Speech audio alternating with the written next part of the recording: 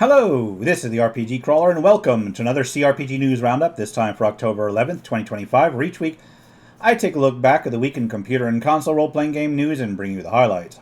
It looks like a roguelike named I Am Machine was announced. It'll hit the PC on November 6th, and there is a demo available for it right now. It'll be set in a post-apocalyptic world where you take on the role of a man turned into a cybernetic warrior looking to rescue his daughter. Sacred 2 is getting its remaster released on November 11th, a new version of the 2008 isometric action RPG. It'll target the PC, PS5, Xbox Series X/S, and will include improved combat and gameplay, higher resolution textures, general UI improvements, and all of the post-launch content and expansions that were initially released. Utaware Ramono Zan has been delayed. It looks like the PC release will be now hitting on December 16th. It had originally been slated for this month. Nice Day for Fishing is going to be getting a physical release. It looks like the physical release will target the PS5 and the Nintendo Switch and come out on November 21st. It is, of course, a licensed title based on the Viva La Dirt League Epic NPC Man series. It looks like Final Fantasy VII Remake, Intergrade, and Rebirth will be getting a twin pack release for the PlayStation 5. A physical release is set for December 4th. It looks like there will be a physical release of the original Final Fantasy VII as well as the twin pack that I just mentioned, and the Final Fantasy IX as a physical edition for the Nintendo Switch sometime on December 9th. As far as actual releases go, Rise Eternal 2 saw its release as a strategy JRPG where you are set in the middle of an ongoing war between two families both vying for the throne. Lost Eidolons, the Veil of the Witch, is a turn-based style tactical RPG with roguelite elements set in the world of Lost Eidolon. Shrine's Legacy is a 16-bit Super Nintendo era-inspired action RPG where you follow a pair of heroes as they try to unite the elements of magic to restore the Sword of Shrine. Anorth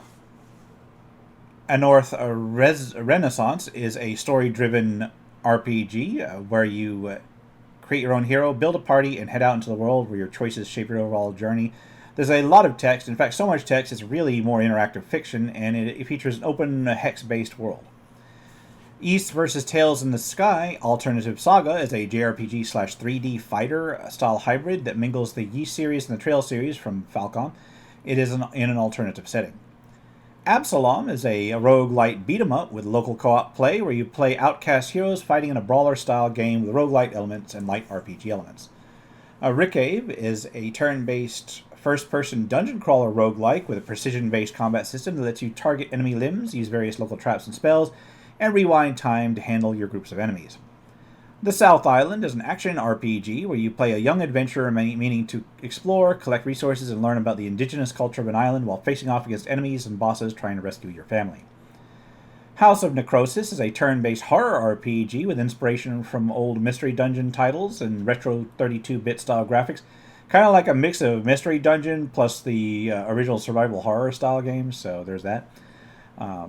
Bite is a visual novel/RPG hybrid where you play a version of Jonathan Harker serving as a real estate agent to Dracula, I believe in the 80s, meaning to complete work tasks while exploring the castle and hacking into various computers. Hollow Mine is an action roguelike that has mining and crafting elements, but also 2D bullet hell style top-down combat. Blood for the Throne is a strategy RPG with real-time tactics where you command your army across a world of medieval battlefields. Runeborn is a dark fantasy roguelike with deck-building mechanics and slot machine-style gameplay. You Die Today is a deck-building dungeon crawler that implements dice rolling into it, so you die, anyway. It is heavily inspired by tabletop mechanics. Then finally, there's a Dice-A-Lot, which is another roguelite with heavy dice-based gameplay. And with that, let's take a look at crowdfunding campaigns. Remember that contributing to a crowdfunding campaign should be done only at your own risk. Doing so is no guarantee of even receiving a product mentioned here. Is not an endorsement, but is for informational purposes only, as always. The Starfinder RPG finally got its Kickstarter launched. Starfinder Afterlight will be a science fantasy party-based RPG featuring the Starfinder 2nd Edition rule set. Then Astra Bestiary will be a monster raising and taming RPG where you have to focus on exploration in a semi-open world where you can discover and train over 100 beasts to build your team. Outcasts of the Rift will be a strategy RPG with adventure game elements that will feature 7 interconnecting storylines. And finally, there is Legacy of Valor. It'll be a medieval sandbox-based RPG that also features castle building, mass combat, territory management, and so forth, kind of reminds me of the Bannerlord or the Mountain Blade series, something similar to that, but a little bit different. And on that note, I'm going to wrap things up here. This has been the RPG Crawler with my computer and console role-playing game news roundup for October 11th, 2025. As always, links will be below. If you like what you see, remember to leave a like, comment on your feedback, and subscribe for more RPG content. And I know I said more was coming, and then everything keeps going wrong. But fortunately, it's getting between technical issues and my family issues and such. It's just been hectic here. I will be getting more stuff out though, and I've got stuff in the queue. Stuff already recorded, just needs to be edited and put up, and it's just gotta find the time to do it. Anyway, until next time. Take care and goodbye. And if you are still watching, I would like to take the opportunity to thank my supporters, the top tiers of which are listed on the screen, without whose support I would not have been able to offer the variety of content that I have on this channel throughout the years. If you're feeling particularly generous and would like to join them, you can support the channel. There are a variety of options to do so. I have a Patreon, a Subscribestar, as well as channel memberships enabled.